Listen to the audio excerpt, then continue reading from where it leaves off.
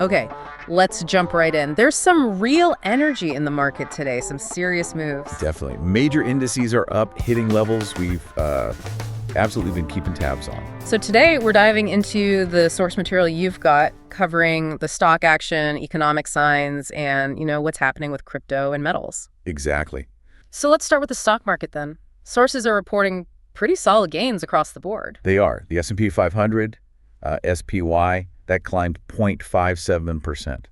And what's really notable here, something we've watched all week, is that it finally pushed through and actually closed above that $600 level. That's huge. Yeah, the sources see that as a big technical hurdle overcome, right? They do. And the NASDAQ, QQQ, wasn't quiet either. A rally of 0.66%, which puts it, almost at new all-time highs? Getting very close, yes. Spitting distance, really.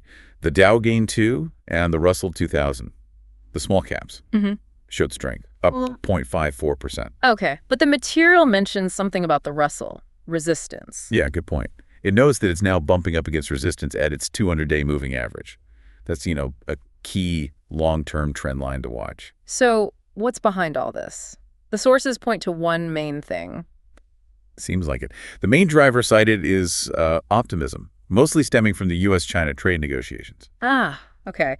Positive comments from Commerce Secretary Lutnick specifically. That seems to have really lifted sentiment today, according to these reports. But here's where it gets interesting and definitely needs that deep dive perspective. SPY, QQQ, they're pushing towards records.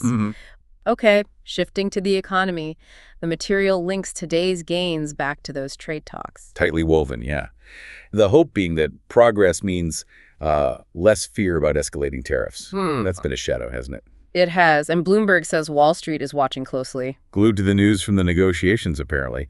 But it's not just trade. The sources also say the market's kind of holding its breath for a key inflation report. That makes sense. That could definitely sway the Fed's thinking, influence momentum. So what's the bigger economic picture from these sources? Mixed. A bit mixed, yeah. Yeah. On one side, you have the Atlanta Fed's GDP Now estimate for Q2 GDP looking strong, 4.6% potential. Pretty robust. But the material also includes caution from Morningstar. They suggest that even with strong current numbers, the underlying economic pace might slow down. Which could eventually hit earnings, valuations, that kind of thing. The classic dual picture. Yep, that's it. Okay, let's round things out. Crypto and metals. What's the snapshot there? Bitcoin. Bitcoin saw a slight dip today, down about 0.86%. Not a huge move.